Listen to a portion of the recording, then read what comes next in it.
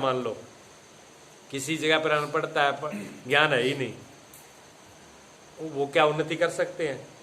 उनकी कहीं वैल्यू है? आदिवासी लोग हैं, जंगल में बैठे हैं, जिनको पढ़ाई लिखाई का कोई ज्ञान नहीं है, कुछ नहीं कर रहे हो, ना वो इंजीनियर बन सकते, ना डॉक्टर बन सकते, ना नेता बन सकते, कुछ भी नहीं, बस आम पशुओं के जीवन जी रहे हैं। वो बस पेट भर रहे हैं। तो पेट तो पशु भरते हैं, पशु भी पेट भर रहे हैं, वो भी भर रहे हैं, पर उनमें इनमें फर्क नहीं रह गया ना। हाँ, कुछ भी खाएं पर उनमें अंतर नहीं रहा, ठीक है ना। अब ये बात सही है कि आपको विदेश में जाना है, इस देश से विदेश में जाना है, और विदेश में जो है अंग्रेजी इंग्लिश भाषा का उपयोग होता है, इंग्लिश आपको आती नहीं, तो आपको नाम लेते ही पसीना छूट जाएगा। विदेश में वहाँ सब जगह ये भाषा भी नहीं बोली जाती, कितनी बड़ी तकलीफ है। सारे सुख फैल है हुए, क्योंकि ना उनकी भाषा वे समझ आ रही, ना उनकी हमको आ रही, और ना एक दूसरे की समझ नहीं रही, तो अब सारा का सारा सिस्टम बिगड़ गया ना। अगर आपको अंग्रेजी आती है तो पूरी दुनिया में आप वर्ल्ड में कहीं भी जा सकते हो, और कैसे जाओगे? निर्भय होकर के। आप में भय नहीं होगी, चिंता नहीं होगी, आप जो लिखा है उसको देख लोगे। कहीं भी एयरपोर्ट पे, हवाई जहाज पे किसी से बात करनी, आप इंग्लिश में बात करोगे, आपको कहीं भी चिंता डर भय नहीं होगा। तो विद्या ने निर्भयता दी कि नहीं दी? साधारण विद्या ने भी निर्भयता दी है। ये तो ब्रह्म विद्या है। ब्रह्म विद्या में तो बिल्कुल अभय पद है, जहां सब, ना कोई नरक है, ना कोई स्वर्ग है, ना कोई यमराज है, ना कोई मौत है, ना कोई भला है, ना कोई बुरा है, सबसे आजाद करा देना। कैसी बड़ी विद्या है। ना भूख है, ना प्यास है, ना भूत प्रेत की तो भूख प्यास ही नहीं है। सबको छोड़ के एक तरफ कर देना, इच्छाएं, वासनाएं, कामनाएं सबको जला के राख कर दे। इसलिए ब्रह्म ज्ञान परम पवित्र, सबसे ज्ञान अग्नि, भगवान कृष्ण कहते हैं गीता में, ज्ञान अग्नि कर प्रकट। और ये तो ज्ञान अग्नि प्रकट, ये तो कबीर साहब का है। ज्ञान अग्नि कर प्रकट, तब कर्म सुभाष बुलाए, बुद्धि सराय ज्ञान कृत ममता मल जल जाए। रामायण में तुलसीदास जी, ज्ञान की अग्नि ऐसी है कि बुद्धि तब ज्ञान की अग्नि को ठंडा करे जब ममता और मल जर जाए। ज्ञान अग्नि दग्ध कर्माणु तमाहु पंडितम बुधा, ये गीता में भगवान कृष्ण कहते हैं। ज्ञान अग्नि दग्ध कर्माणु तमाहु पंडितम बुधा। ज्ञान अग्नि द्वारा जितने भी कर्म हैं जन्म जन्मांतरों को, सबको जला करके राख कर दिया जाता है। जब ये ज्ञान प्रकट होगा अंदर, तो सारे कर्म जग के राख हो जाएंगे। इतनी बड़ी ताकत है इसके अंदर, ऐसे कर्म नहीं जलेंगे। और कोई चीज जलाने का उपाय नहीं है। ये अग्नि, ज्ञान की अग्नि में ताकत है कि सारे कर्मों को भस्म कर दे। ज्ञान अग्नि ऐसी है, माने ये ज्ञान है जी। ज्ञान इस प्रकार का है, इसलिए ज्ञान से छूट रहा है, ज्ञान से छूटना होता है, ज्ञान से मुक्त होना होता है। उसी की बात कर रहे हैं कि मोक्ष जो है वो किससे होगा? मोक्ष ब्रह्म ज्ञान से होगा, ठीक है ना। ब्रह्म ज्ञान सो क्या है? ये ब्रह्म ज्ञान क्या है? आपको बताया मैंने, ब्रह्म ज्ञान क्या है। अनेक प्रकार के ज्ञान के चर्चा, ज्ञान बहुत प्रकार से हैं, अलग अलग प्रकार से हैं। सो ब्रह्म रूप को यथार्थ जानना, ब्रह्म ज्ञान है ब्रह्म रूप को यथार्थ जानना। जैसे का तैसा जानना। जानना बहुत कई प्रकार से, झूठा भी जानना हो सकता है, अलग अलग जनाने वाले बैठे हैं। कोई किसी को ज्ञान मान लेता है, कोई किसी को ज्ञान मान लेता है, लेकिन जैसे को जैसा ज्ञान है वैसे का वैसा जानना ब्रह्म ज्ञान है। यानी अपने स्वरूप को, अपने ज्ञान को जानना, आत्म ज्ञान का होना। हाँ, ब्रह्म ज्ञान ऐसा है। ब्रह्म ज्ञान जब होगा तो मालूम पड़ेगा आगे, इसमें विषय बनेगा ब्रह्म ज्ञान कितने प्रकार का है। उन्होंने क्या, ब्रह्म ज्ञान यथार्थ रूप को जानना। फिर कहते हैं ब्रह्म ज्ञान कितने प्रकार का है। ब्रह्म ज्ञान परोक्ष और अपरोक्ष भेद से 2 प्रकार का है, ठीक है। ब्रह्म ज्ञान 2 प्रकार का है, परोक्ष और अपरोक्ष, ठीक। परोक्ष ब्रह्म ज्ञान तो वो है, जैसे मैंने उस दिन बताया था, भी भी वो परम सत्ता है, वो परम सत्ता है, इतना ज्ञान हो जाना। अभी उसके बारे में कुछ भी नहीं जाना।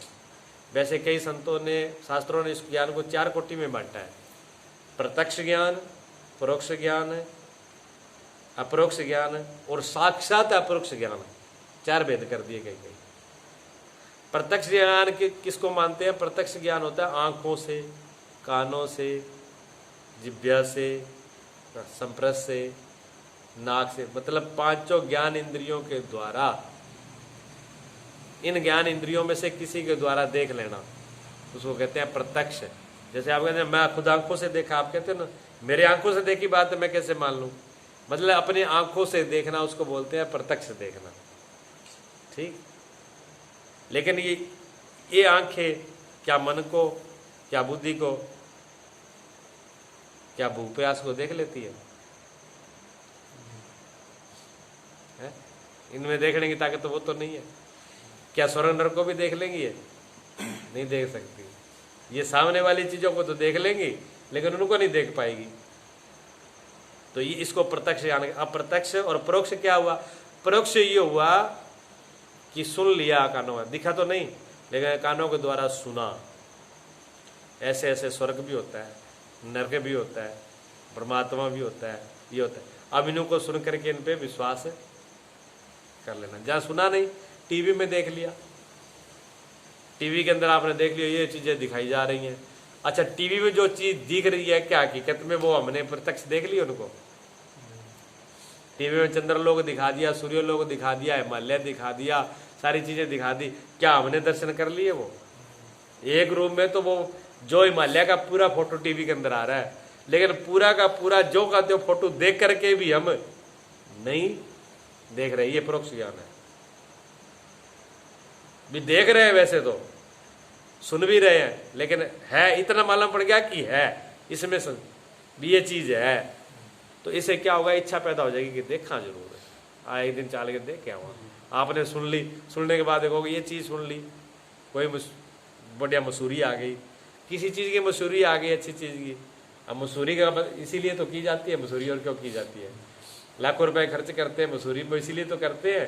एडवर्टाइज इसीलिए किया जाता है कि लोगों को पता लग जाए देखा कुछ नहीं है, फलानी वस्तु बड़ी बढ़िया। आपको मोबाइल में ही आ जाए कि एक ऐसा ऐप आया है कि अगला बंदा सामने आते ही उसके मन की फोटो इसके अंदर आ जाती है ऐप करते ही। लो देखो फटाफट रिकॉर्ड होते कि नहीं, तुरंत डाउनलोड होने शुरू हो जाएंगे। पता लगाने के लिए आदमी कितना तैयार होता है। तो जो चीज हमने देख ली, सुन ली, उसको देखने की इच्छा हो जाती है। तो ये श्रवण, जो श्रवण है, जो सुनना है, जो देखना है, जो परोक्ष ज्ञान, वो फिर अपरोक्ष ज्ञान करने की लालसा पैदा कर देता है। लेकिन अपरोक्ष ज्ञान में भी मिलावट रह जाती है। मन बुद्धि इंद्रिय, कुछ लोग अपने एम को, अहंकार को, अपनी बुद्धि को भी मैं समझ लेते हैं भी मैं आत्मा हूं, फर्क पड़ जाता है। ऐसा नहीं, साक्षात आत्मा का ज्ञान हो जाना, सभी बीमारियों का खत्म हो जाना, उसको कहते हैं साक्षात अपरोक्ष ज्ञान है। ठीक है, एक व्यक्ति के बारे में सुन लेना कि वो व्यक्ति है लेकिन मिला नहीं, विश्वास हो गया भी है तो मिलेगा, ये परोक्ष है। और उसके मिल लेना, ये अपरोक्ष है। और अपने आप से मिल लेना साक्षात अपरोक्ष ब्रह्म ज्ञान है। ध्यान रखना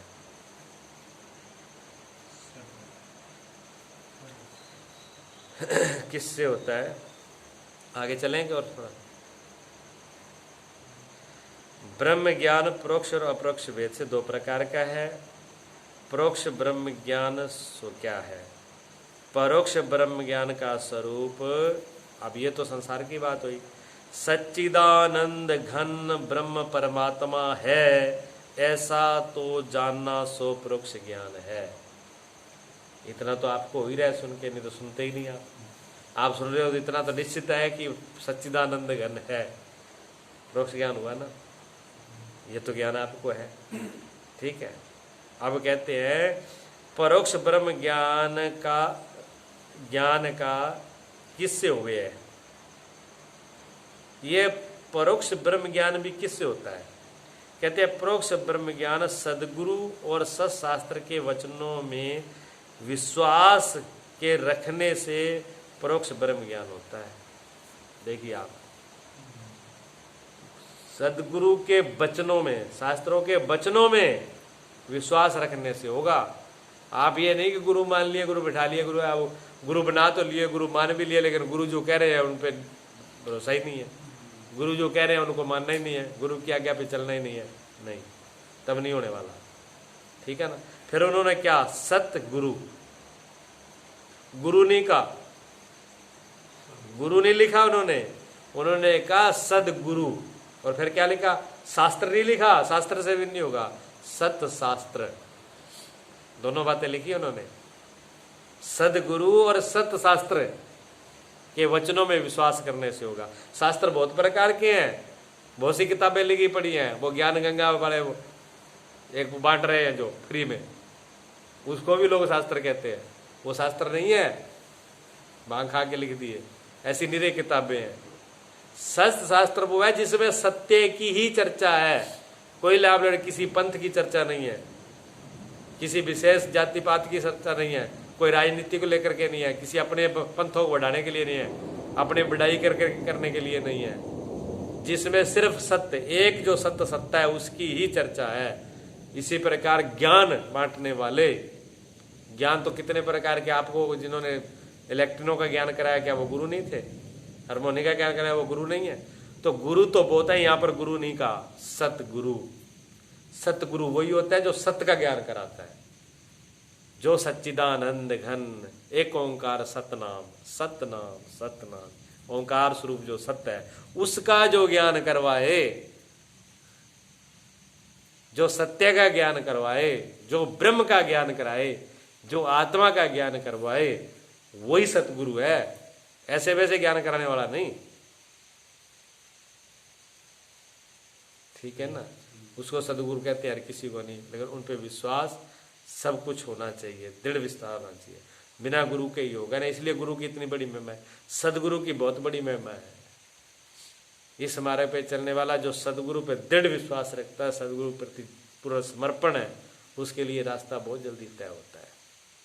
तो इस रास्ते पर चलने के लिए ये परोक्ष ज्ञान, इतना भी ज्ञान, परोक्ष ज्ञान सदगुरु से ही होता है। और सत्शास्त्र विश्वास, तो सत्शास्त्र में विश्वास करिए, सदगुरु विश्वास करिए। बोलिए सच्चिदानंद भगवान की।